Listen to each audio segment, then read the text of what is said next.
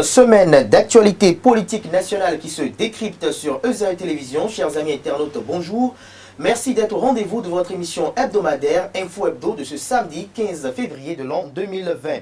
Au menu du décryptage de ce jour, trois grandes actualités à savoir: le refus du parti politique Restaurer l'Espoir de candidat Armand Maria Zanahi de participer aux prochaines élections communales et locales malgré l'obtention de son certificat de conformité à la nouvelle charte des partis politiques en vigueur. Le souhait de l'ancien président de la République Thomas Boniaï et président d'honneur du parti politique Force Cori pour un bien émergent FCBE de se retirer momentanément de la scène politique et le ralliement de Seifou Fabon à la mouvance présidentielle à travers l'annonce de son adhésion au parti politique Bloc républicain BR, lequel ralliement est devenu irréfutable suite à la visite qu'il a effectuée au président Patrice Talon à son domicile. Et pour un débat de qualité équilibré, je reçois pour vous, chers amis internautes, Jules Léandre Kitty, le chroniqueur analyste politique, un autre chroniqueur analyste politique sur ce plateau. Il a pour nom Yves Dakoudi et le troisième invité a pour nom Laurent Delors-Faton. Il est secrétaire national adjoint à l'économie numérique du parti politique Force Cori pour un bien émergent FCBE. Avec eux, si le temps nous le permet, nous essayerons de voir les formations politiques régulièrement constituées qui sont en mesure d'obtenir 10% de l'électorat au soir du 17 mai prochain. Bienvenue à tous, bonjour. Tout de suite, le décryptage. Le décryptage, comme je l'annonce à l'entame de cette émission, se fera avec vous, Yves Dakoudi. Bonjour. Bonjour. Merci d'avoir accepté notre invitation malgré votre agenda. C'est un plaisir. Vous êtes face à Jules Léandre Kitty. Bonjour à vous. Bonjour Kader. Vous êtes chroniqueur analyste politique. Merci de nous être revenu finalement. C'est le plaisir de partager. Docteur Delors-Faton, bonjour à vous à nouveau. Bonjour. Vous êtes le secrétaire national adjoint à l'économie numérique du parti politique Force Cori pour un bien émergent. Oui. Alors, nous allons commencer tout de suite par Yves Dakoudi. Vous êtes chroniqueur, analyste politique. Vous suivez au quotidien l'actualité politique nationale. Alors, dites-nous, quelle appréciation faites-vous du refus du parti politique RE, Restaurer l'Espoir, de participer aux prochaines élections communales? Oui, bonjour, chers téléspectateurs. Je trouve juste, si on doit... Enfin, je donne ma lecture. C'est un Zanahi, c'est un monsieur qui a fini par tirer la leçon de ce que finalement il ne peut pas affronter ce qui se prépare seul. Donc selon vous, ce n'est pas le parti qui a décidé, mais c'est Zanahi qui a décidé? Non, c'est lui qui a décidé. On sait que le parti, c'est lui depuis le début. Il aurait donné l'ordre d'y aller que sa troupe suivrait, quoi. Donc je trouve qu'il est assez logique. Il est quand même assez logique parce que pour l'une des fois où il n'y a pas les alliances en jeu, c'est assez compliqué pour lui, même s'il revendique une certaine représentativité nationale. C'est assez compliqué pour lui de tenir, fournir des dossiers un peu partout. C'est assez difficile. D'ailleurs, vous avez vu les difficultés de son parti lors des législatives où il y a tellement de choses qui ont été reprochées à la confection de sa liste et tout. Et donc, au-delà de ça, je crois qu'il a été... Il n'avait pas conçu de liste pour les législatives. Il avait dit qu'il ne voulait pas jouer.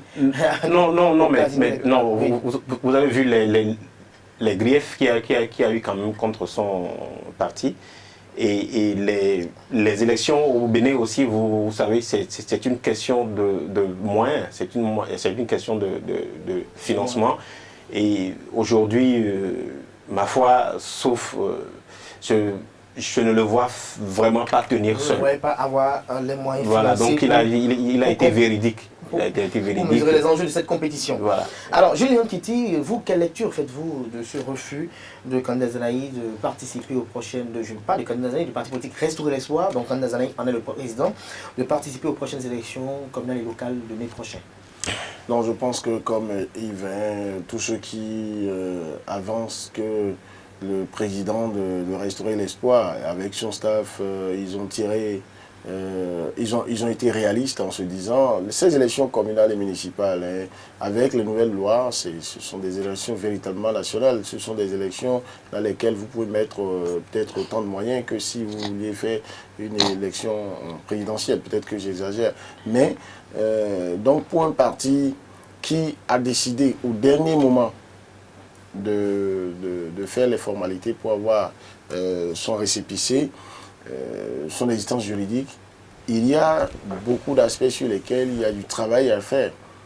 La remobilisation. Sous nos tropiques, lorsqu'un parti est sans existence juridique, même si les leaders continuent d'être très actifs dans le débat politique, ce n'est pas la même taille de mobilisation, de fidélité des électeurs et des candidats potentiels. C'est sûr que dans les rangs, il y a eu des gens, membres de Restaurer l'Espoir, qui se sont dit, bon, tout compte fait, on n'est pas, notre parti n'a pas d'existence juridique, donc on n'ira pas aux élections communales. Qui vous dit qu'il n'y en a pas parmi ces militants qui ont des ambitions de briguer donc des fonctions de conseillers, qui ont migré vers d'autres formations politiques. Ensuite, même au niveau des responsables du parti, ce n'est pas le même engouement quand on n'est pas en lice que quand on est en lice.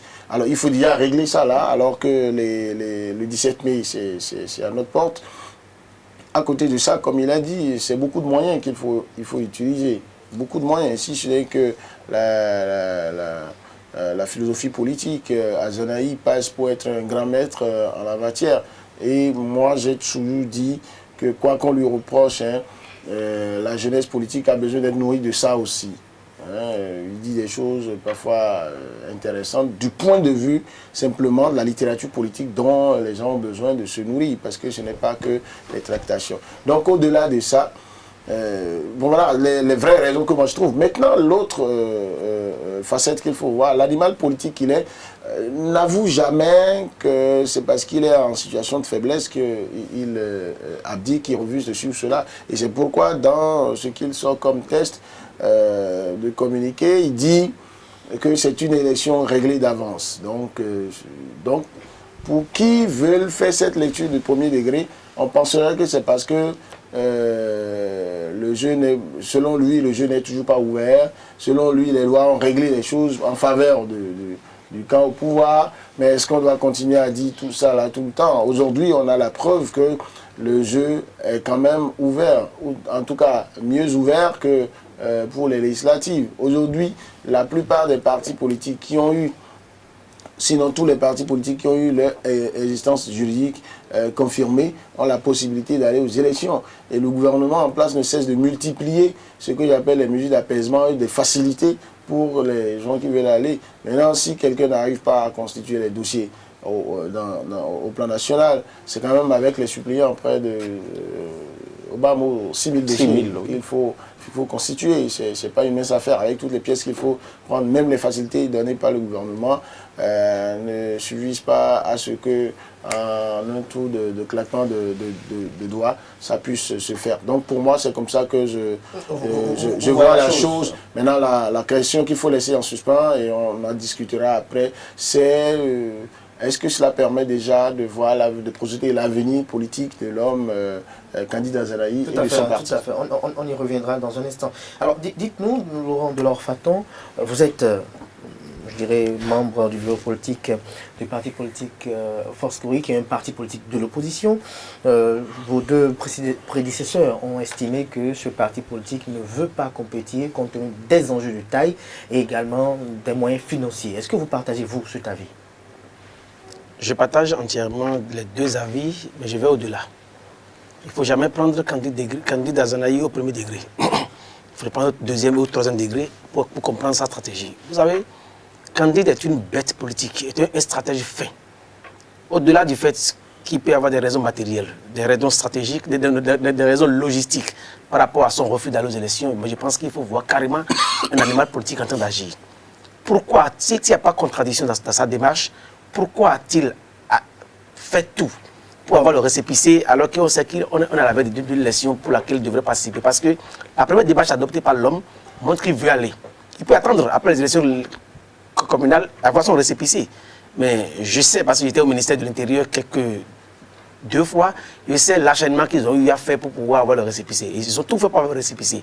Ça veut dire que d'abord, ils ont voulu communiquer. Communiquer pour montrer qu'ils existent politiquement, qu'ils sont là, d'abord. Ça, c'est un premier fait qu'il faut analyser. Mais plus tard, ils ressortent pour dire qu'ils ne vont pas aux élections. En dehors de tout ce qu'on peut dire, il faut dire que l'homme a un agenda caché. Certainement qu'il a des informations que beaucoup n'ont pas, et il agit au regard des informations qu'il a. Parce que s'il dit que les jeux sont réglés d'avance, ça veut dire que lui-même a voulu se plaire au jeu. Parce que c'est le jeu qui est réglé d'avance qui a donné des injonctions pour avoir le récépissé. Il a fait le même jeu que les FCBE ont fait, le jeu qu'il a reproché hier au FCBE. Il a fait le même jeu. Il a été obligé, je dirais, contraint de suivre la même démarche que le FCBE. Hier, alors que cette démarche, il avait critiqué, vivement critiqué hier. Pourquoi aujourd'hui le fait-il avec les élections? Et pourquoi refuse-t-il d'aller aux élections? Et quand vous voyez, candidat Zanaï, beaucoup vous diront, mais ouais, tu dire que c'est le plus grand stratège que Patrice Talon est. C'est que c'est un instrument de Patrice Talon. Vous liez encore Patrice Talon à candidat Zanaï? Je lis tous les deux. Je n'ai jamais dit le contraire. Malgré la verve de candidat Zanaï à l'endroit du régime actuel, à l'endroit de la gouvernance actuelle, vous liez encore les deux? Est-ce sur le plan politique ou sur le plan des liens d'amitié qui ont existé entre les deux? Sur le plan politique comme sur le plan stratégique et d'amitié, les deux n'ont jamais été des ennemis. Encore moins les adversaires politiques? Je l'ai clamé partout et je le répète sur ce plateau, ils n'ont jamais été des ennemis. Candidat Zanaï est dans une démarche stratégique par rapport à Patrice Talon. Vous voyez, sa démarche, il s'est précipité, il a eu le récépissé. Et au lendemain du récépissé, il dit non, qu'il ne va pas aux élections. Quel signal ça donne? Ça déstabilise systématiquement l'opposition pour dire que le fait d'aller aux élections, ce n'est pas du tout bien et que les FC et les FCB doivent aller aux élections, il faut les considérer comme des traîtres. Mais il a oublié qu'il a fait exactement ce que nous avons fait hier pour avoir le récépissé, ce qu'il a critiqué. Et quand il vient à s'opposer systématiquement aux élections, ça veut dire qu'il reconnaît du fait que Patrice Talon gouverne mal et que les choses se font mal. Mais pourquoi a-t-il pris le récépissé? Si on prend cette analyse d'abord, on peut dire que l'homme n'est pas cohérent dans sa démarche. Mais quand on vient au second niveau, vous savez, les événements se sont passés à des dates bien précises. À partir du 11 février jusqu'à la date du 29 février, sachez que c'est une période qui rappelle les 30 dernières années du Bénin. Et aucun acte qu'un acteur politique pose dans cette période n'est à prendre au hasard. Vous avez vu la sortie de Boni Yahi. Boni Yahi est sorti, je ne vais pas, il est sorti le 11 février. C'est dans la même date que candidat Zanaï est sorti. Ça veut dire qu'au-delà de ce que nous voyons, que tout le monde voit, les acteurs politiques d'un niveau donné ont des informations très sensibles peut-être sur lesquelles ils agissent. Si c'est aujourd'hui que candidat Zanaï refuse de participer aux élections, alors qu'il s'est toujours battu pour aller aux élections, pourquoi n'a-t-il pas cherché à laisser son récépissé de côté, à faire des alliances avec d'autres partis politiques pour aller aux élections? Il ne l'a pas fait. Il a hésité légalement. Alors qu'on sait que quand on hésite légalement, il faut participer aux élections. Quelle est la stratégie dans laquelle il est aujourd'hui? Parce que hier, quand il est sorti du gouvernement et qu'il a rejoint l'opposition de l'intérieur, j'ai vu ce qui est passé de l'intérieur. Et je n'ai jamais eu confiance en candidat Zanaï de l'intérieur. Parce qu'il n'a jamais rien fait pour que l'opposition de l'intérieur puisse se structurer et faire face à Patrice Talon. Il n'a jamais fait. Tout ce qu'il a fait, c'est dilatoire à l'intérieur. Ce qu'il a fait, c'est de déstabiliser l'opposition de l'intérieur. Aujourd'hui, il revient avec une nouvelle posture où il prend le récépissé et dit au lendemain qu'il va aux élections. Je me dis, il est dans la stratégie pure et il faut le prendre au sérieux dans sa démarche pour dire quel est le nouveau plan qu'il exerce au profit du pouvoir en place. C'était Dr Laurent Delon-Faton, secrétaire national adjoint à l'économie numérique de l'FCBE. Dites-nous, Yves Dakoudi, je me retourne vers vous.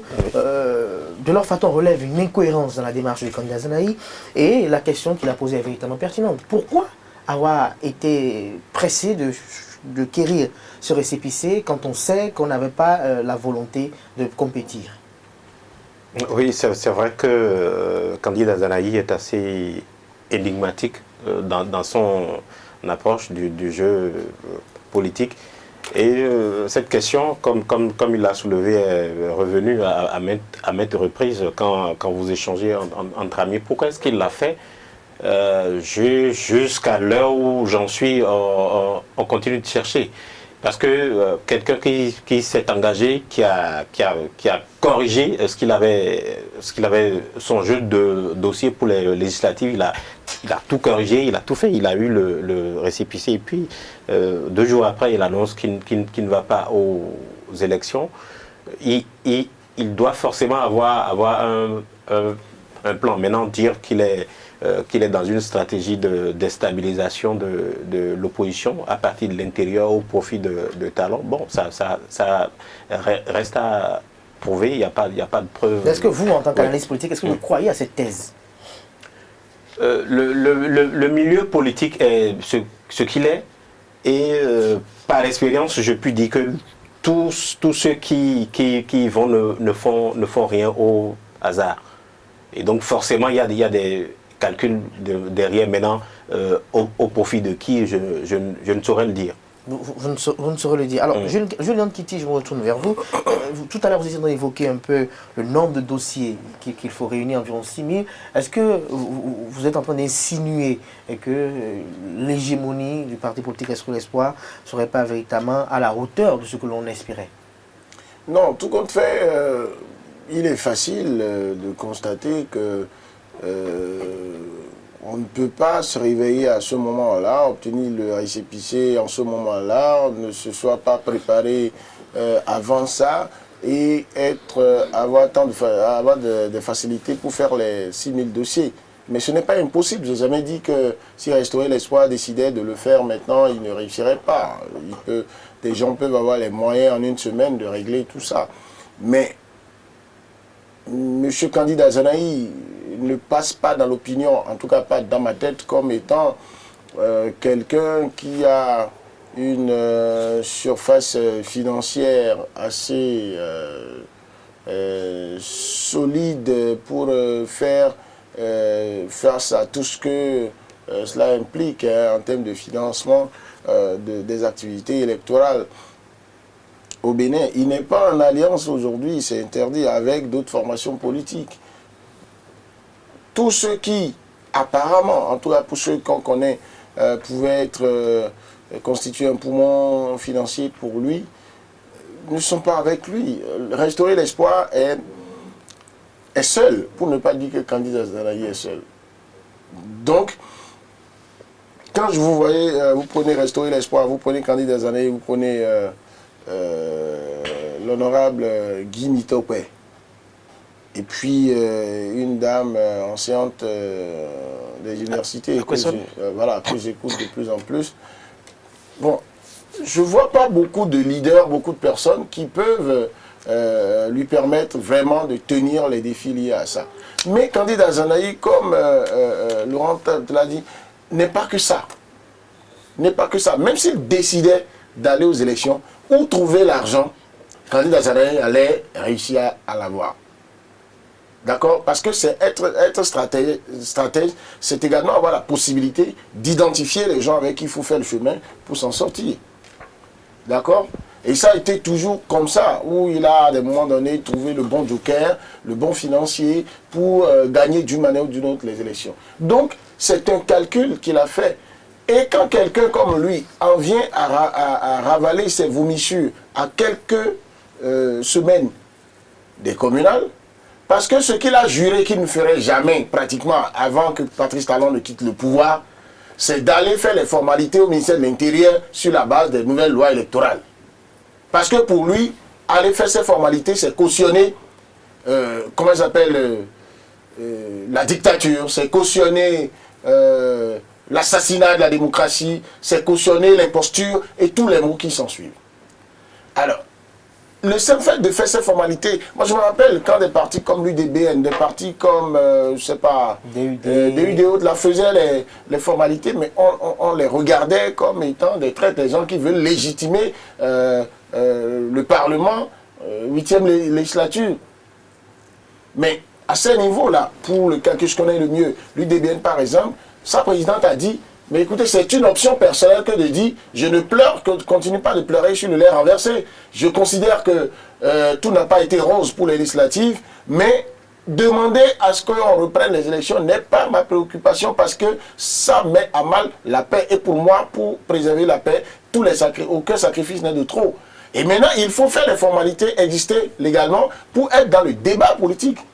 J'ai l'impression que déjà, Candide Azanahi, après avoir aidé d'autres à prendre la décision de ne pas faire les formalités, après avoir voué aux gémonies certains qui à un moment donné, même si c'était un peu tard, qui ont décidé par une de leurs branches, pour ne pas citer les FCBE, de faire les formalités, après les avoir voués aux gémonies, après les avoir traités de fébriles, de bébés politiques, de tous les noms d'oiseaux, eh bien, lui-même, il court pour le faire à une vitesse qui montre que il a détecté quelque chose qui nécessite qu'il ait ce récépissé. Et quand il obtient ça, le jour d'après, il dit « je ne participe pas aux élections ».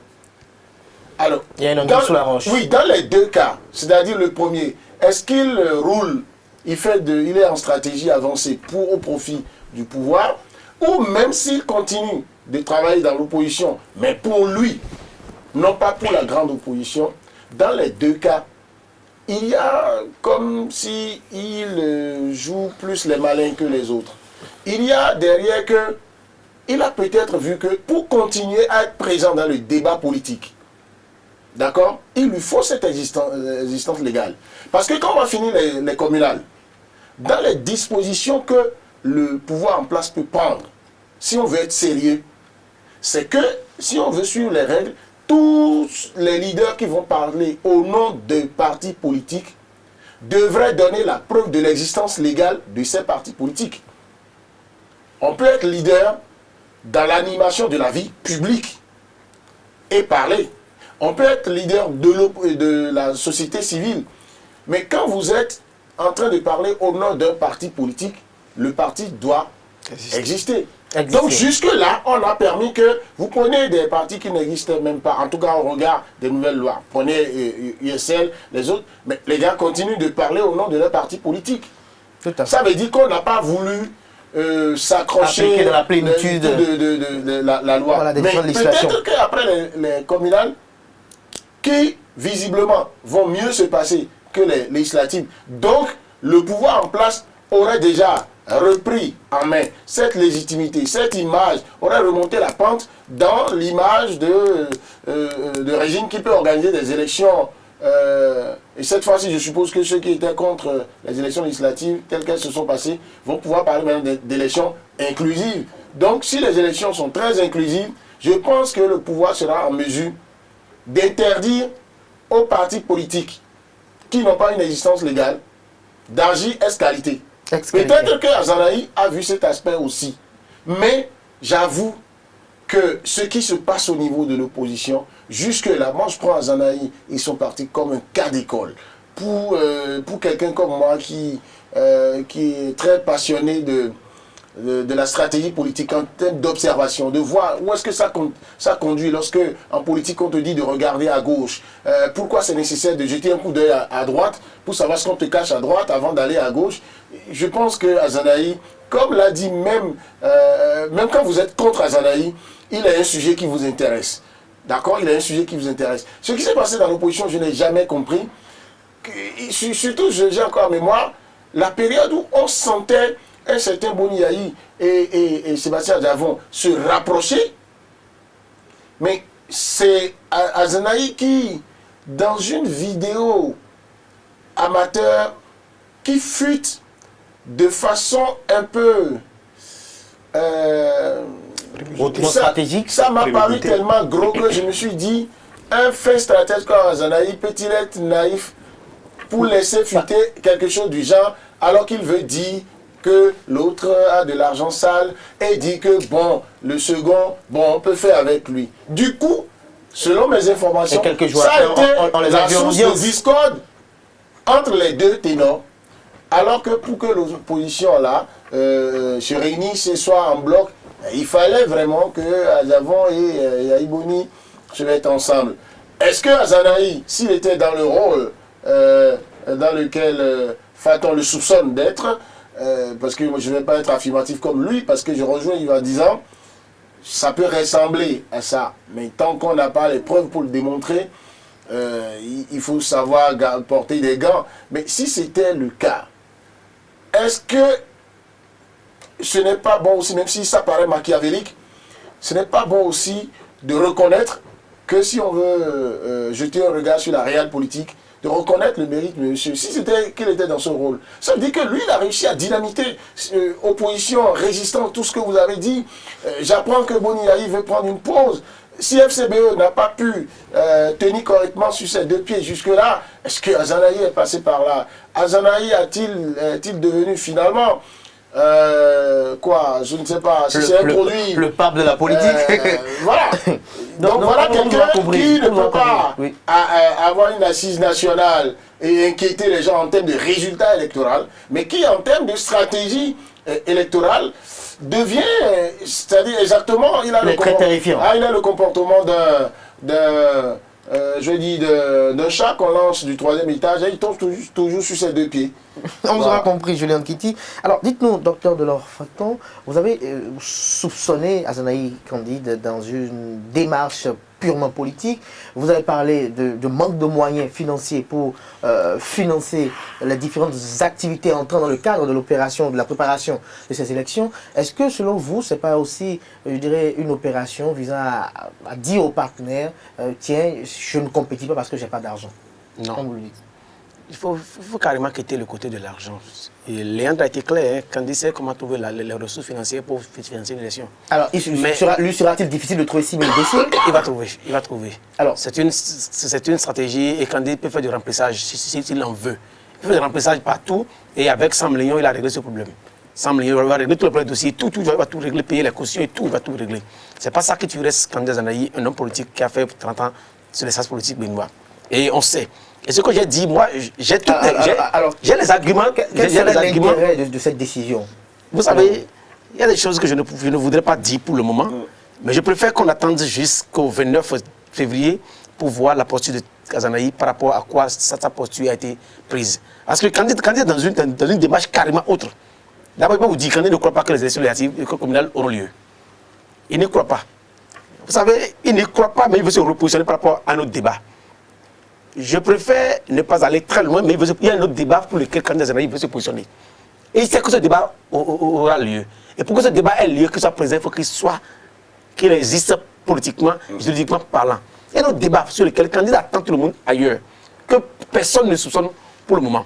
Parce que vous savez... Un autre dialogue politique ou... Je ne sais pas, mais c'est question... Une assise nationale? Ne m'avez pas dit certaines choses pour le moment.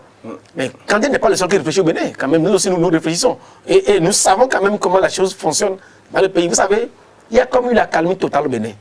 Mais c'est maintenant que la crise est plus profonde. Elle n'a jamais été autant profonde qu'aujourd'hui. Quand 2019 est passé, on est rentré en 2020.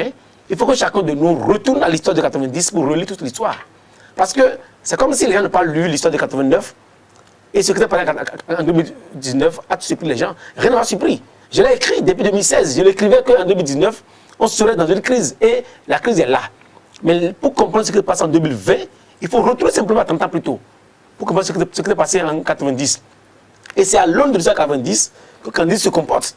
Il se comporte exactement parce qu'il sait que la route tournera toujours.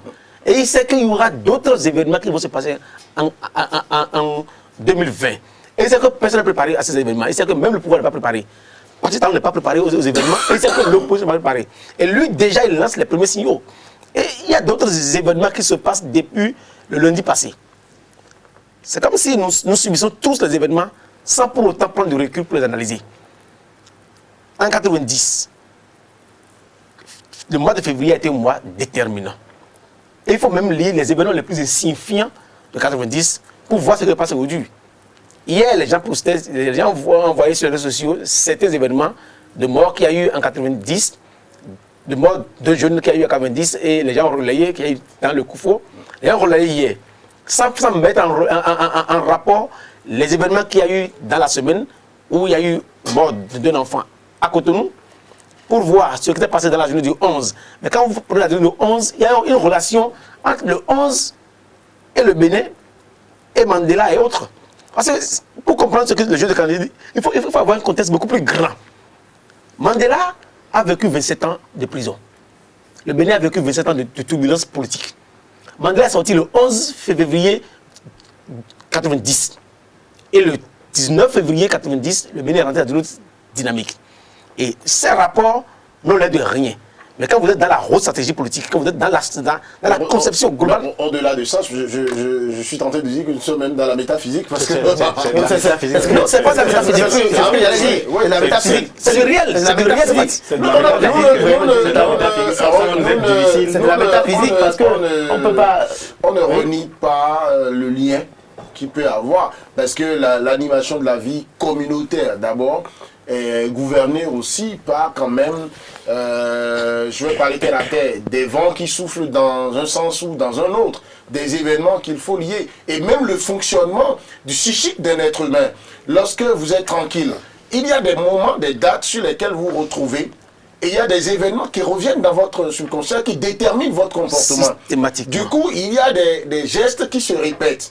Maintenant, c'est peut-être ce qui a amené des gens dans le langage courant à dire que les mêmes causes produisent les mêmes effets. Mais est-ce que c'est toujours vrai si les gens prennent conscience de ce que, si les causes se ressemblent, si les effets ont été douloureux, est-ce que l'homme ne peut pas prendre conscience et faire de sorte à ce que si les effets que nous avons eus en 90 ou les causes que nous avons, qui ont déterminé notre comportement en 90 ont été douloureuses, est-ce que pour ça, il faut permettre aujourd'hui que ce qui s'est passé, ce qui a déterminé la conférence nationale de 90 se produise aujourd'hui? Non, parce que, et nous avons, l'homme a la possibilité, tant sur le plan physique que psychique ou même métaphysique, de réorienter son destin. Je suis entièrement d'accord avec vous que c'est tout un débat qui doit être... Je voudrais juste dire, vous savez... Mais je ne souhaite pas qu'on installe la psychose dans la tête. Il n'y a pas de psychose à installer la tête des Béninois en 2019. L'intérêt pour nous, c'est que les événements de 2019, non, c'est pas affaire de... Il ne faut pas être naïf. En 2019, allez sur ma page Facebook, j'ai écrit au chef de l'État en 2016. En 2016, le chef de l'État, il a écrit le 3 août pour lui dire, de manière systématique et cyclique, en 2019, on aura une crise profonde qui sera supérieure à celle de 89. J'ai écrit, mais quand j'ai écrit, on a pensé que je blaguais. La crise, ce qui s'est passé en 2019 est plus profonde que ce qu'on a connu en 89. Ça veut dire que quand on n'a pas pu arrêter en 89, en 2019, on ne peut rien faire pour arrêter en 2020. Alors, et quand ils disent qu'un Zanaï joue un rôle, si on fait de parallélisme, est-ce que ça veut dire que... Je ne sais pas, je n'ai pas particulier, mais dit que l'agenda de Kandé Zanaï est un schéma particulier. Alors, docteur Laurent Delors-Faton, lorsque on juxtapose ces données métaphysiques à ce que vous dites par rapport à Kandé Zanaï, dites-nous aussi, au cas où Kandé Zanaï ne participerait pas à ces élections communales qui se tiendront le 17 mai prochain, est-ce qu'à votre avis, Kandé Zanaï pourra résister sur le plan politique, sur la scène politique? Kandé Zanaï n'est pas un parti politique, bien sûr, l'espoir n'est pas un parti politique. C'est un cabinet politique. Il faut faire la nuance. Je précise, c'est un cabinet politique. Juridiquement, c'est un parti politique selon vous. Juridiquement, c'est un parti politique, juridiquement parlant. Mais vous savez, Azanaï ne fait que de la stratégie, réflexion stratégique. Que tout ce qu'il fait depuis toujours, il a autour de lui un petit noyau. Donc il fait de la consultation. Il ne réfléchit que pour la politique, point. Tout le reste là, il existe politiquement, il prend ce manteau, mais il fait de la consultation politique tout le temps. Il n'a fait que de la consultation politique tout le temps. C'est un cabinet politique. C'est votre avis, Laurent Delors-Faton, qu'on respecte d'ailleurs. Alors, dites-nous, Yves Daboudi, selon vous, au cas où Kandé Zanaï et le parti politique Restaurer l'Espoir ne vont pas participer à ces élections de mai prochain, est-ce que Kandé Zanaï pourra influer encore sur le plan politique au Bénin?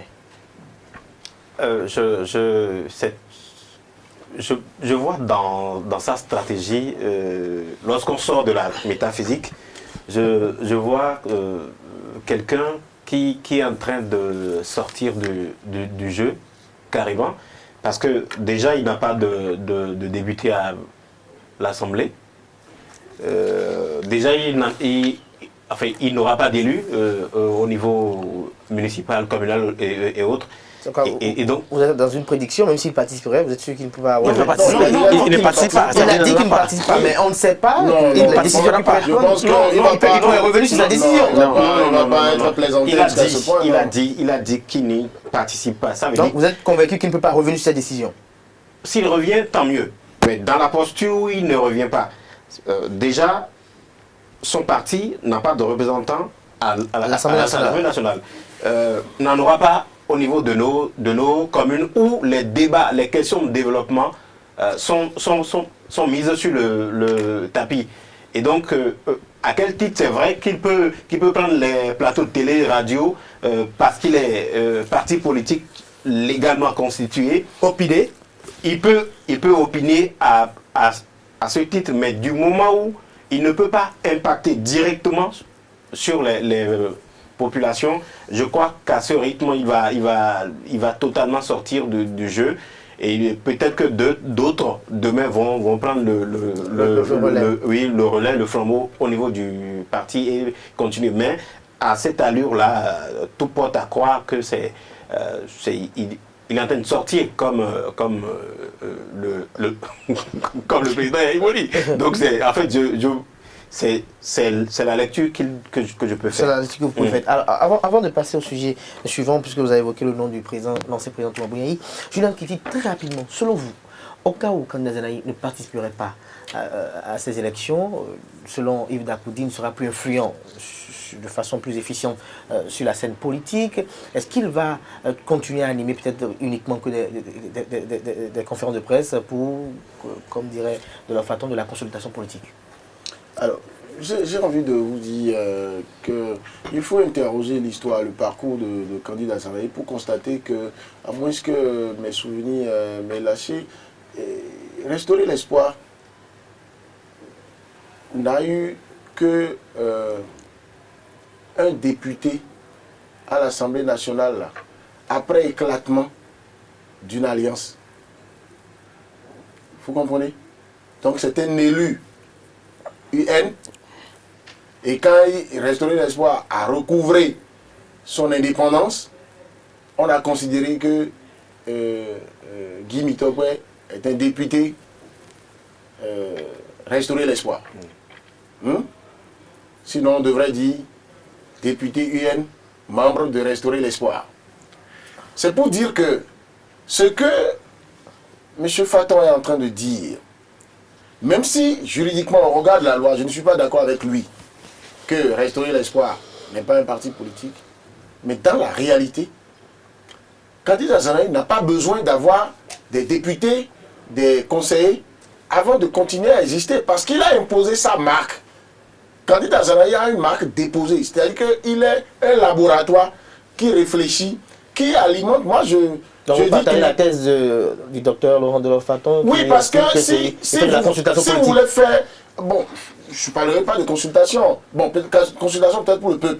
Voilà. D'accord? Pas consultation au sens de consultation pour le peuple. Oui, oui. Mais consultation pour le peuple parce que moi, sur beaucoup de choses, je ne suis pas d'accord avec Kandida Zanaï. Mais quand il fait ces déclarations, moi je les prends, je les lis jusqu'au bout. Parce qu'il révèle comment certaines choses ont fonctionné. Il vous rappelle suffisamment ce que des gens, les réflexions, les fruits des réflexions de passé, de personnes d'ici et d'ailleurs, qui se sont prononcées sur ces cas de figure. Après, c'est quand vous allez à un autre degré que vous comprenez que parfois, il est en train de vouloir le contraire de ce qu'il donne l'impression de dire au premier degré, pour satisfaire des amis politiques. Donc, Kandida Zanaï, il ajoutait à cette capacité à faire de la philosophie politique, à nourrir la littérature politique, il y ajoutait l'influence qu'il avait sur la jeunesse bouillante, la jeunesse qu'on peut même craindre à Cotonou. Mais là, ça s'est effrité. Vous voyez, aujourd'hui, Kandida Zanaï, vous allez constater que depuis quelques mois, il a laissé tomber le langage de menaces, d'insurrection, de désobéissance civique, pour commencer par dire non, la lutte doit être pacifique. Oui, c'est vrai, on est très heureux de savoir qu'il parle de paix. Mais je pense qu'il a compris que aujourd'hui, la preuve, pendant qu'on discute de la crise, pendant qu'on prépare, on parle des perspectives des communales, il commence par recevoir des jeunes pour dire veut les former à la politique. Des jeunes étudiants et d'autres, devant qui il fait ses conférences. Ça veut dire que c'est quelqu'un qui est dans la production d'une expertise en politique. Donc, ça là suffira pour que Kandida Zanaï continue d'exister. Maintenant, il continue d'influencer. Continue de le faire. Il ne veut pas le faire en créant cabinet à Zanaï. Il veut bien que ce soit toujours sous la bannière d'un parti politique. Et on regarde des tests en République du Bénin aujourd'hui qui gouvernent les opérations électorales. Restaurer l'espoir, dirigé par Candidat Azanaï, est un parti politique. Ça peut s'arrêter à Ménotin, ça peut s'arrêter à Cotonou, ça peut aller à Bomé, ne pas aller au nord. C'est pas le vrai problème de Candidat Azanaï pour qu'il continue d'exister. Il continuera, même en 2 élections, d'animer le débat. Maintenant, j'attends, puisque Faton, visiblement, dans l'économie d'un certain nombre de choses, dit qu'il y a un autre débat qui vient par rapport auquel Azanaï se positionne. C'est la preuve, une preuve supplémentaire que ce qui est la priorité de Candidat Azanaï, c'est d'être au cœur des grands débats du moment, de ne pas être en position d'être écarté du moment. Vous ne direz jamais à Candidat Azanaï, il est mal placé pour parler de telle chose. Il veut être celui qui en parle le mieux, le plus. Il veut être celui qui en révèle des dessous les plus sensationnels, parce que c'est de cela qu'il s'agit. Quand il vous dit, par exemple, je sais où va Patrice Talon, il a telle chose à faire, il a 3 choses à faire. Vous savez, il a de cette structuration de son raisonnement qui, si vous êtes... qui est captivant. Si vous êtes débutant en réflexion stratégique politique, vous allez boire tout ce qu'il dit et vous direz c'est le Seigneur. Mais moi, je dis, pour les étudiants, pour les gens qui veulent en savoir en sciences politiques, qui veulent être de vrais analystes politiques, c'est bon d'écouter Azanaï. Donc Azanaï n'aura pas besoin d'avoir des conseillers, des députés avant de continuer à exister. Parce que pour lui, exister, c'est exister dans le débat politique et non contrôler la gouvernance. Alors pour lui, selon vous, c'est exister dans le débat politique. Et quand ça va intéresser quelqu'un, pour confirmer la thèse de consultation, quand ça va intéresser quelqu'un demain, même le pouvoir qui est là, que Azanaï fasse son comeback, moi je ne serais pas surpris qu'il le fasse. Et Azanaï sera capable de vous justifier encore pourquoi aujourd'hui il peut encore composer avec... On vous aura compris, Julien Kitty, je rappelle que vous êtes chroniqueur et analyste politique. Nous allons passer au deuxième sujet qui nous réunit ce matin. L'ancien président Thomas Boniaï et président d'honneur du parti politique Foscoï pour un bien émergent a manifesté un souhait de se retirer momentanément de la scène politique de leur Faton. Vous êtes secrétaire national adjoint à l'économie numérique de cette formation politique dont l'ancien président Thomas Boniaï est le président d'honneur. Dites-nous pourquoi, quelles sont les motivations de l'ancien président Thomas Boniaï de vouloir poser une telle action? Je ne vous parlerai pas de ces motivations parce que je ne les connais pas. Je ne vous parlerai pas aussi de cette déclaration parce qu'elle n'était pas là. La déclaration a eu lieu dans un cadre bien donné. Et je pense que si vous avez eu les audios et que moi-même j'avais eu les audios, j'aurais plus d'informations pour pouvoir placer les mots dans leur contexte. Parce que nous savons qu'au Bénin, tout se fait et se défait. Et que des propos tenus dans un contexte donné peuvent être déplacés et embrouiller toutes les pistes. Sortir de leur contexte. Leur contexte carrément. Parce que le communiqué qui est passé n'a pas été signé par la salle de communication du président Boniaï. Le président Boniaï a une salle de communication. Et toutes les fois qu'au sein du parti, on a fait des réunions avec lui, il y a eu toujours des communiqués, mais ces communiqués ont été signés par la salle de communication du président Boniaï. C'est-à-dire que ces déclarations qui sortent de sa cellule de communication, il les endosse, il les assume. Mais celle qui est sortie la dernière fois n'était pas signée par la cellule de communication. C'est-à-dire que je ne peux pas lui donner une authenticité pour dire que c'est lui qui les a dit et le côté dans lequel il les a prononcés. Mais tout le monde sait que depuis son retour discret au Bénin, Boniaï est devenu moins affiché politiquement que par le passé. On connaît que c'était un homme assez populiste, qui aime la foule, qui aime sortir. Mais depuis qu'il est revenu après ce qu'il a connu en 2019, vous avez suivi, j'ai eu la chance d'être à ses côtés, d'avoir discuté avec lui, de faire des réunions avec lui. J'ai vu un homme qui est entré dans une nouvelle posture. Cette posture beaucoup plus discrète et beaucoup plus apaisante, qui veut que le Bénin retrouve sa stabilité légendaire et que la paix soit notre label à vendre. Cette posture a fait que beaucoup réclamaient à le revoir. Il ne sort pas, mais il fait tout à l'intérieur. Mais je n'ai jamais vu un homme qui ait quitté la politique. Il est resté toujours un acteur politique, mais avec une nouvelle posture, qui n'est pas celle qu'on lui connaissait par le passé. Un souhait, une volonté. J'en viens. Oui. C'est ce que j'ai fait comme constat personnel. Mais quand on dit qu'il a fait un souhait, vous savez que le contexte est si prêt. Les gens étaient allés lui planter les vœux. Et c'est à l'occasion des vœux. Les vœux, c'est quoi? Chacun exprime ce qu'il veut. S'il a dit qu'il aurait souhaité se retirer, personne n'a dit à quel moment il a souhaité se retirer. Personne n'a dit pourquoi il a souhaité se retirer, mais il a dit qu'il aurait souhaité. J'aurais voulu être présent, l'écouter pour placer les propos dans leur contexte afin de faire une analyse bien. Mais cette sortie a créé d'autres polémiques au sein de la classe politique nationale et au sein de l'opinion nationale, où les gens ont amplifié, dit tout ce qu'ils veulent dire. J'appartiens au bureau exécutif du parti, je suis responsable du parti. Nous avons des instances dans lesquelles nous débattons. Et Boni Yahi rencontre quelquefois quand même les instances du parti avec qui on discute. Si à une des instances, il fait cette déclaration, je prendrai plus de liberté pour pouvoir analyser. Mais à ce jour, la déclaration a été faite devant des coordinateurs de communes et des secrétaires de communes. Cette déclaration, je n'étais pas présent, c'est que je porte... Vous ne pouvez pas opiner dessus, donc vous portez vos réserves. Alors Yves Dagoudi, je pense que vous n'avez pas porté de réserve autour de cette déclaration de l'ancien président Thomas Boni Yahi ou de cette volonté, de ce souhait que Boni Yahi voudrait quand même se retirer de la scène politique. Quand on a eu dire également, je crois que je vais revenir sur cette question avec Delors Faton, quand on a eu dire qu'il y a une polémique autour de l'organisation d'un congrès dont... les secrétaires exécutifs nationaux ne sont pas pour.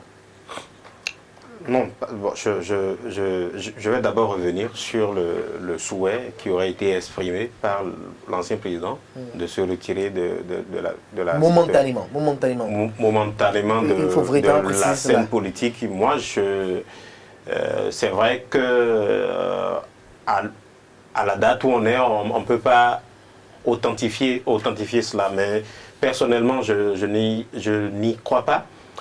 Parce que pour avoir observé Boni Yahi depuis 2006 jusqu'à 2016, on peut me dire qu'il a souhaité se reposer un peu.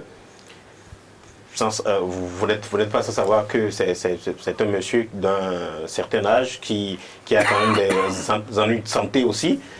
Et c'est normal, c'est tout à fait normal qu'il cherche à se retirer un peu. Maintenant, se retirer de la scène politique, moi je n'y crois pas, parce que quand vous suivez le parcours de l'homme, je le vois mal se défaire de la foule. Vous avez vu par exemple quand les anciens chefs d'État dans l'espace CEDEAO ont affrété un vol spécial pour le ramener à Cotonou dans un but précis, tellement emporté par cette fièvre du populisme, il s'est esquivé, il a fait ce qu'il a pu. Et puis après, ce pourquoi on l'a ramené au pays, ça a capoté.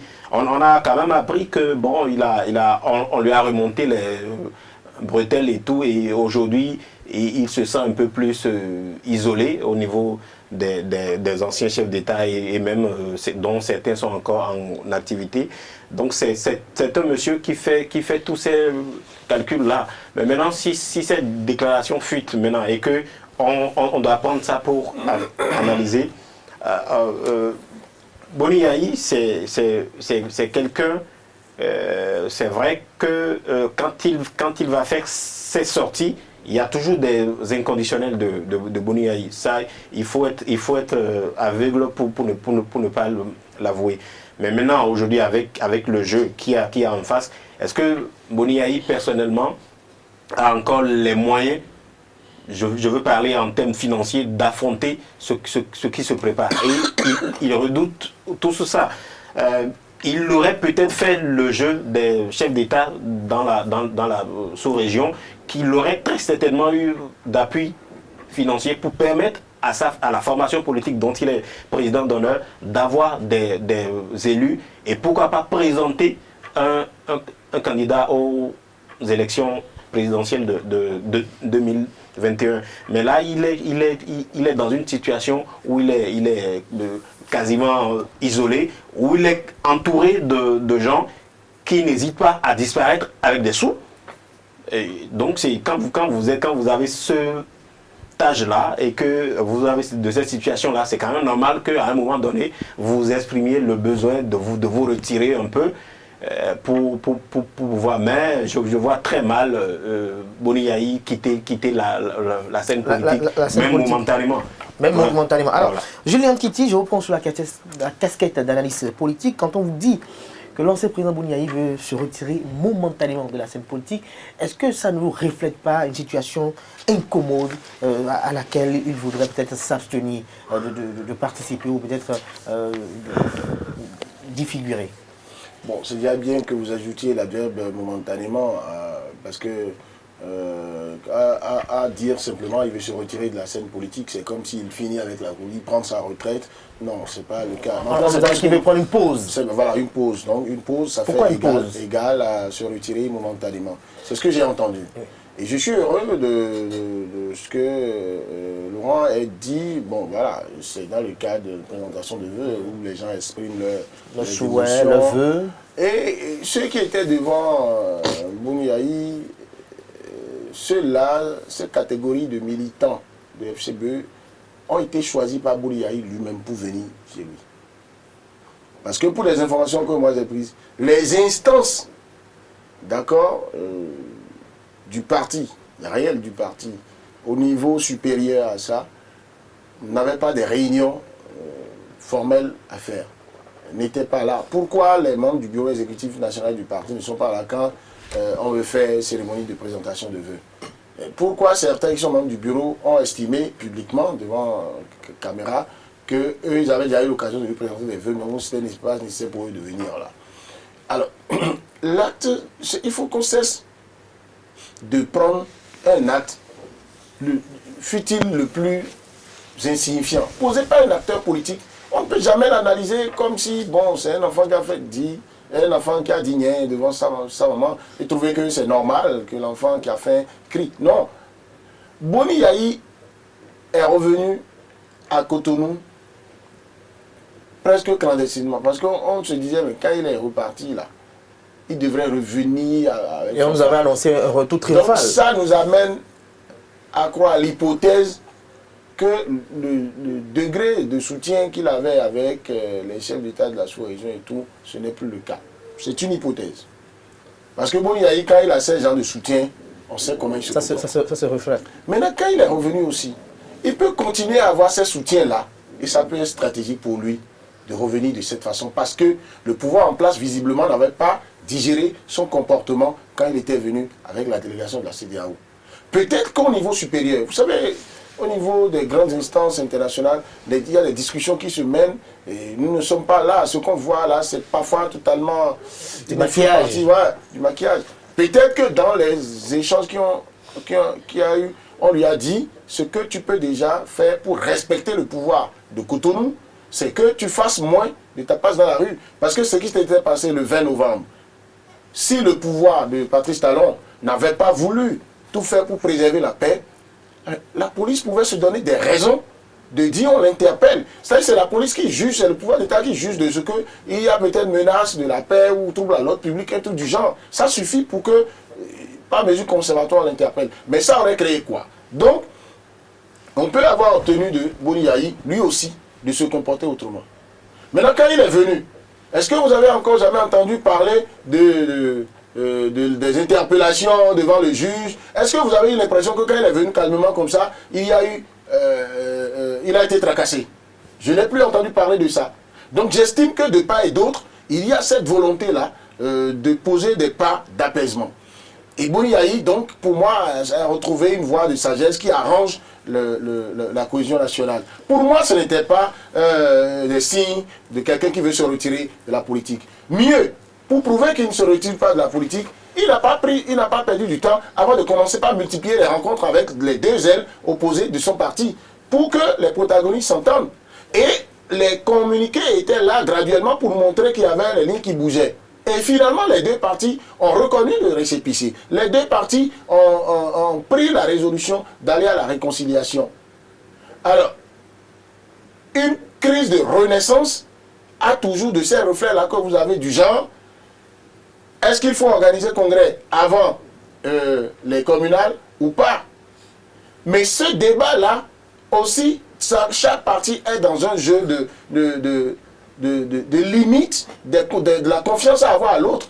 Il se susurre que si les FCBE vont au Congrès maintenant, pour que Boni Yayi et ses hommes de main puissent avoir l'emprise requise sur les FCBE à nouveau, alors qu'ils n'étaient pas là où on prenait les récépissés, un coup d'État serait fait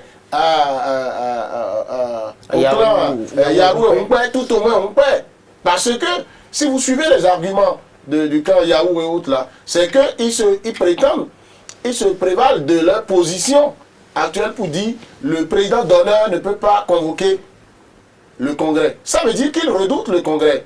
Ça veut dire aussi que le président d'honneur, qui ne réussit pas à les convaincre pour aller ensemble au Congrès avant les communales, a un plan derrière la tête. C'est le jeu politique. Pourquoi c'est dans ces conditions-là seulement que Boni Yayi rencontre des coordonnateurs de communes et autres pour leur dire qu'ils préfèrent se retirer momentanément. Se retirer, déjà, j'y vois une manière de rechercher l'effet de victimisation, de produire un effet sur les militants pour qu'ils réclament l'hégémonie de Boni Yayi à nouveau. D'accord? Et ça n'a pas raté parce que dans la planification stratégique de cette communication-là, j'ai commencé par voir des gens qui ne sont pas loin de lui, commencer par dire que les militants, à la base, réclament le Congrès avant les communales. Alors, si ceux qui ont été reçus par Boni Yayi ont acquiescé, ont adhéré à ce qu'il a dit le jour-là, c'est qu'il savait d'avance que ceux-là seraient d'accord avec lui. C'est pourquoi il n'a pas appelé les autres instances. Si c'est en ce moment qu'il dit « je n'en veux plus », mais c'est exactement ça, ressemble à ce qu'on a déjà vu dans ce pays. C'est comme un chef que j'ai vu un reportage la dernière fois, des gens marcher pour aller au portail du leader de leur parti pour dire non, nous voulons que tu sois candidat aux élections communales. Parce que j'ai entendu dans la même semaine que ils veulent briguer la mairie d'Abou Mekanavi. Et le leader de leur dit, d'abord de jouer les surpris, après de leur dire, non, moi je ne peux pas encore vous donner une réponse. Tout ça, on connaît les faits qu'on veut. On vous a compris. Boni Yayi veut avoir cette sympathie-là, renforcée. Vous savez, il joue beaucoup sur les émotions. Donc les militants vont dire la victimisation. Et alors, ensuite, ça va amener les Yarou, ça présente les Yarou et Ompé comme les durs à cuire, les récalcitrants. D'accord? C'est qui le tient tête. Et après, ça montre aussi un autre jeu qui peut être lié à ce que Azanaï est en train de faire. Vous savez, là où on va là, pour les élections là, ça arrange aussi bien le pouvoir et tout le Bénin que toutes les partis, d'accord? Je dis toutes les partis, donc opposition et mouvance, aillent aux élections communales. Là. Ça va participer de la réconciliation, de l'arrangement du vivre ensemble. Mais si jamais Boni Yayi dit je me retire momentanément, si le momentanément c'est seulement ne serait-ce que dans la période des communales là, c'est déjà un problème pour la cohésion. Ce n'est pas bien. Que les FCBE, comment vont-ils s'organiser pour aller aux élections sans Boni Yayi? Est-ce qu'il n'y a pas une frange de FCBE qui va dire parce que Boni Yayi n'est plus dans le jeu, je ne suis pas là. Peut-être Boni Yayi est en train de dire, j'aimerais finir, de dire, puisque vous ne voulez pas m'écouter, puisque vous ne voulez pas que ce que je veux là se fasse, je me retire, je reste là, le temps que vous reveniez frapper à ma porte pour dire, non papa, il ne faut pas que tu te fâches. Et ce serait un retournement stratégique. Voilà, donc dit qu'il s'en va. Une question à l'endroit de Laurent Delors-Faton. Dites-nous, vous êtes membre du bureau exécutif national, dites-nous, est-ce qu'il y a véritablement une polémique autour de l'organisation d'un congrès et quels seraient les objectifs visés par ce congrès? Il n'y a pas de polémique en réalité. En réalité, il n'y a que de l'expression de certaines opinions. Mais est-ce qu'au sein du parti, est-ce qu'il y a une volonté exprimée de la part du président d'honneur de vouloir aller à un congrès ordinaire pour réajuster certaines choses? C'est un débat qui a été vidé. En tout cas, aux instances où j'appartiens, le débat a été vidé. C'est un débat qui a eu lieu. Et on a vidé le débat. On est tous d'accord qu'il faut aller d'abord communal avant de faire le congrès 2 semaines après l'installation des nouveaux maires. Ce qui a été dit aux instances. Ce débat a eu lieu au niveau du bureau politique et est revenu au niveau du bureau exécutif national. On en a débattu, on est d'accord. Mais le lendemain de la rencontre, certaines personnes, je dirais d'abord, se sont retrouvées chez le chef de l'État pour planter les vœux. Et il a reconvoqué encore notre réunion, le lundi qui a suivi. Et les gens unanimement ont exprimé un vœu. Et c'est normal, moi je me bats pour la démocratie béninoise, je me bats pour la liberté individuelle et collective. Je me bats pour la libre expression.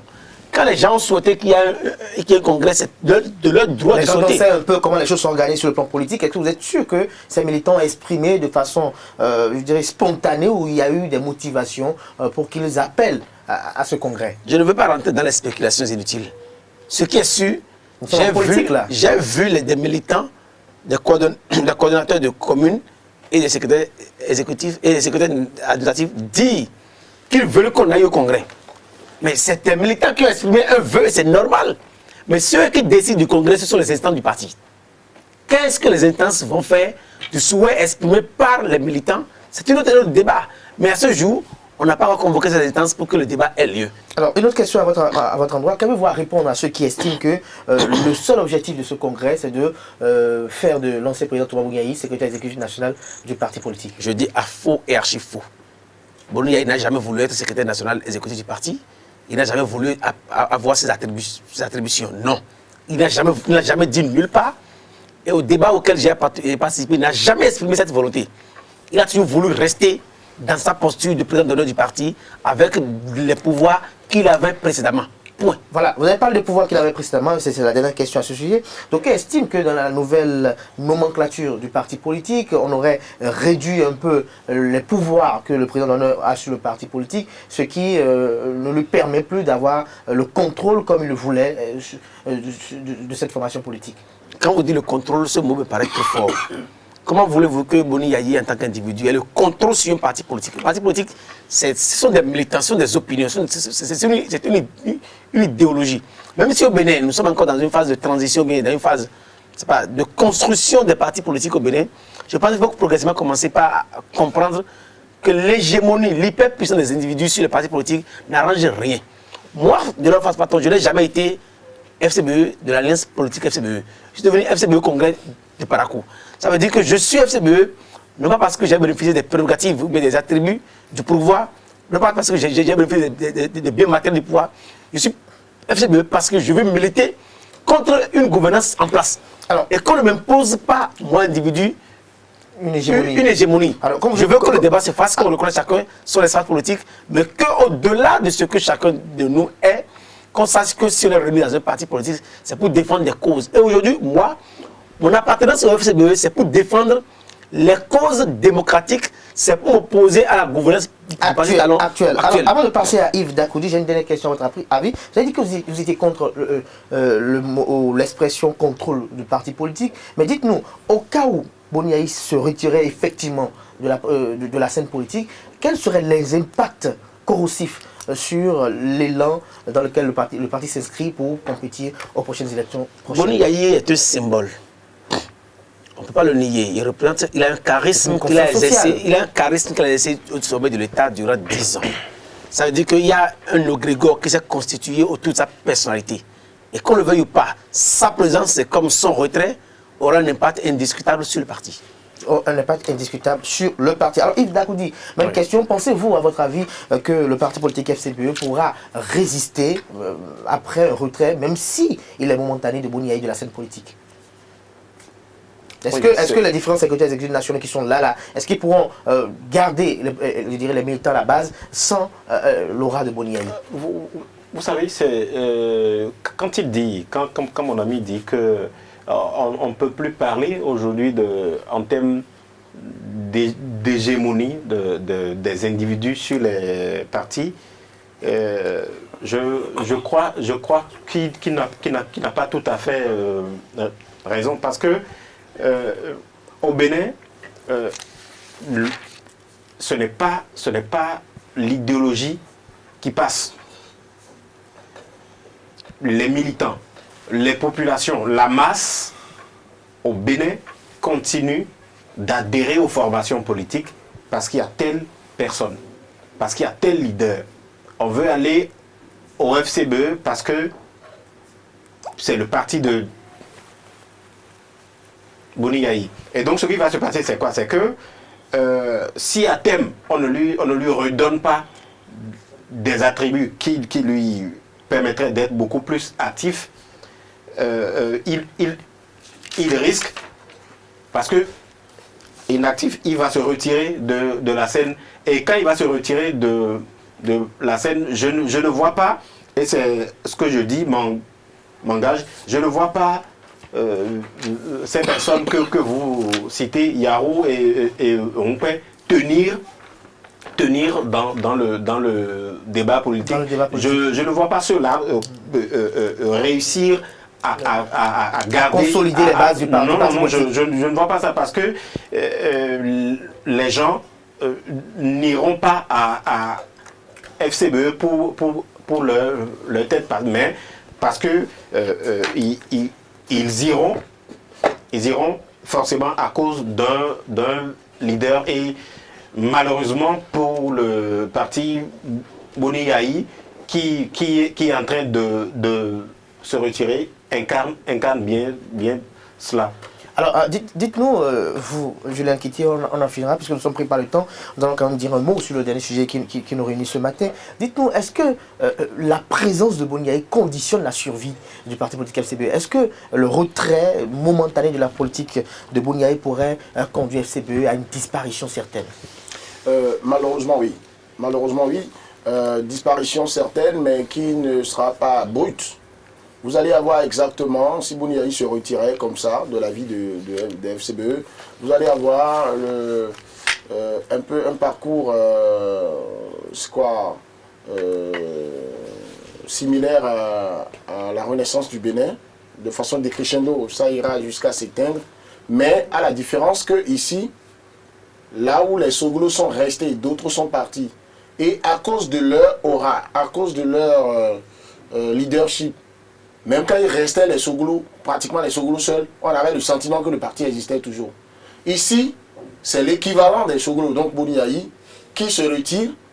Donc ce qui va rester, c'est un conglomérat de personnes, où vous avez au plus 3 catégories de personnes. Vous avez des gens qui sont des anciens, qui sont restés avec Yayi Boni, mais qui n'ont pas le charisme de Yayi Boni, et qui ont envie que ça reste, ils vont tenir un peu.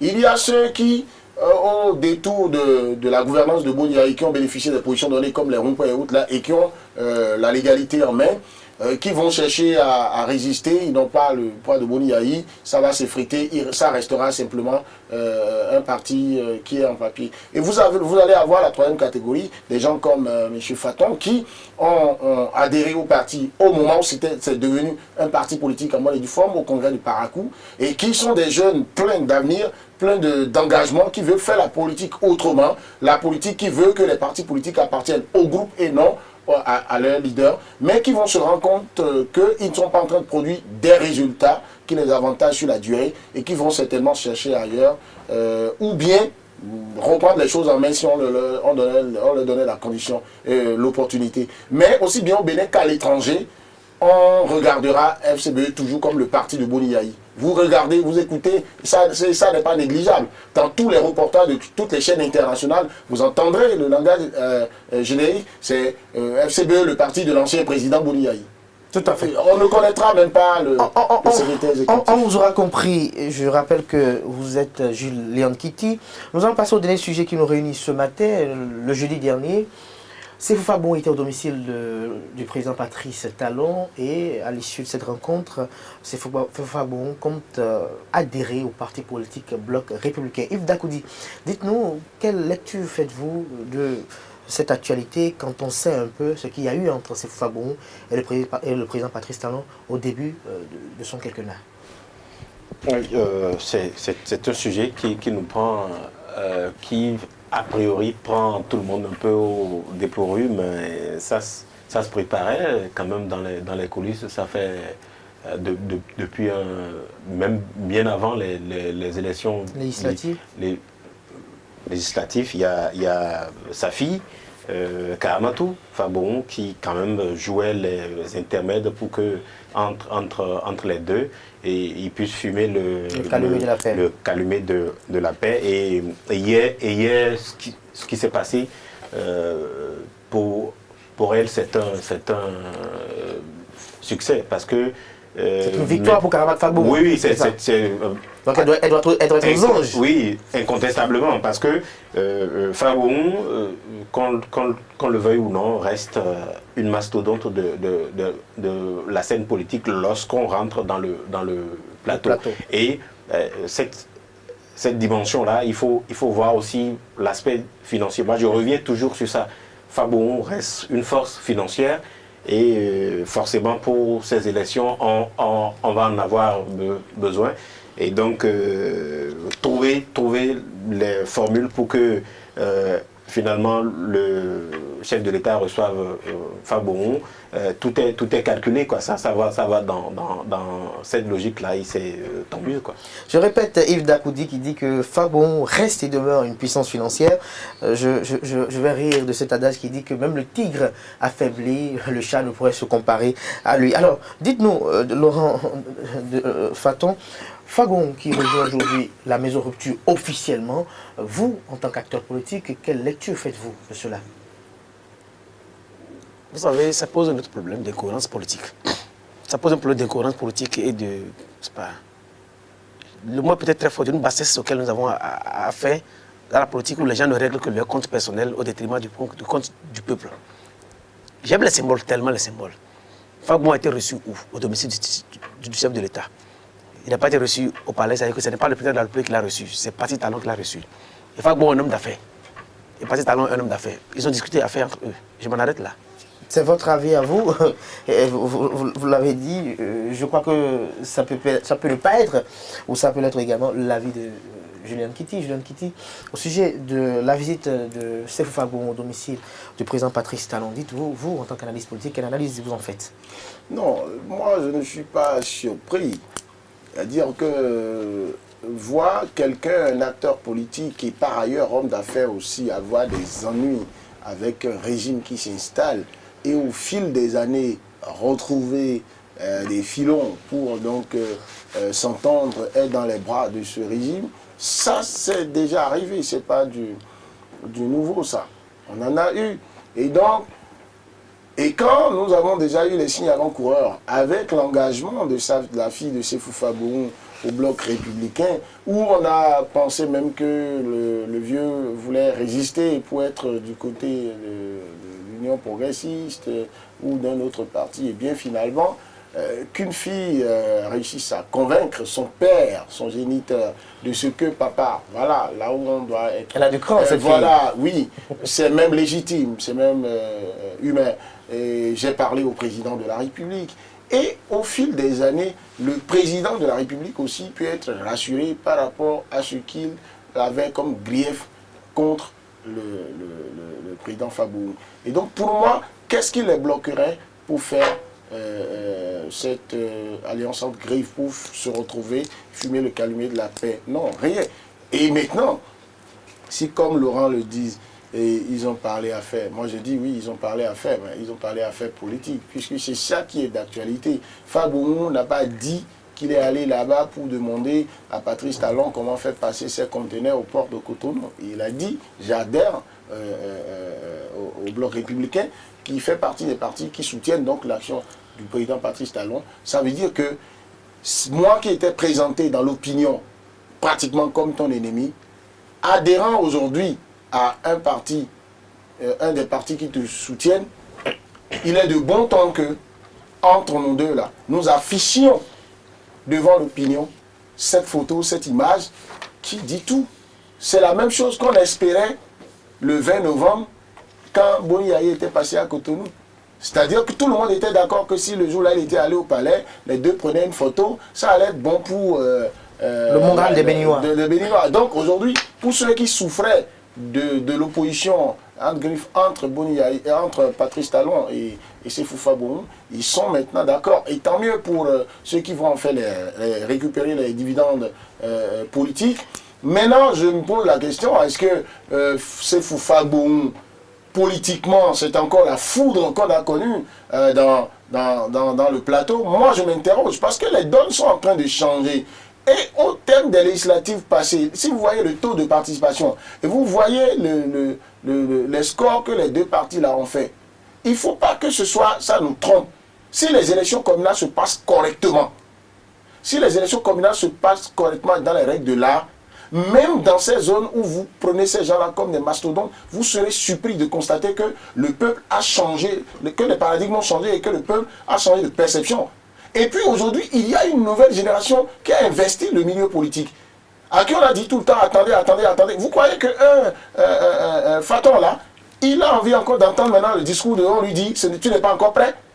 Il est convaincu qu'aucun des anciens là n'est prêt à lui préparer la place comme un gâteau.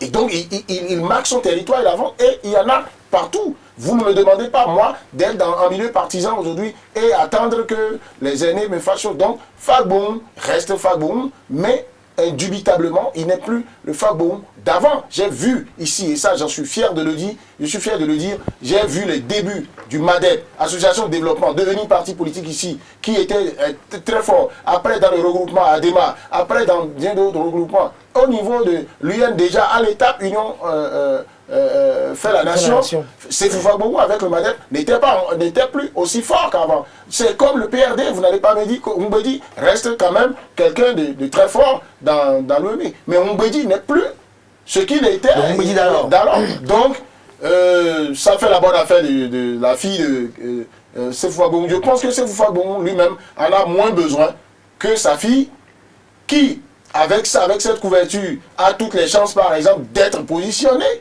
C'est de cela qu'il s'agit. Donc, comme Faton l'a dit, les gens règlent parfois les problèmes, mais quand vous analysez avec froideur, avec circonspection, vous vous rendez compte que ça règle beaucoup plus leurs problèmes à eux que autre chose. Mais c'est heureux que le chef de l'État se soit montré au-dessus de la mêlée, rencontrer un citoyen qui peut-être était en conflit avec la loi, ou bien avec le programme d'action du gouvernement, ou bien la ligne tracée par le régime.